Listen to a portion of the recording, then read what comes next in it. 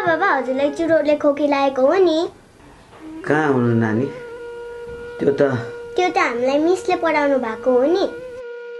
चुरोट चुर्ती गुटकाले फोक्सो मुख आन्द्राको क्यान्सर हुन्छ। त्यही त हजुरलाई यस्तो खोकी पनि लागिरहेछ। मैले भनेको त मान्नु भएन, कमसेकम छोरीले भनेको त सुन्नुस् न। त्यही त बाबा, हजुरलाई हाम्रो माया लाग्छ भने आजैबाट सुर्ती चुरोट छोडिदिनु न। रोग लागेर भोलि केही भयो भने मैले कसलाई बाबा भन्ने? म यत्रो बुझ्ने भएर पनि आज मेरो आँखा खोलिदिऊ नानी। म आजैदेखि धूमपान तथा सुर्तीजन्य पदार्थ त्याग्ने प्रण गर्दछु। नेपाल सरकार, स्वास्थ्य तथा जनसङ्ख्या मन्त्रालय, राष्ट्रिय स्वास्थ्य शिक्षा सूचना तथा सञ्चार केन्द्र।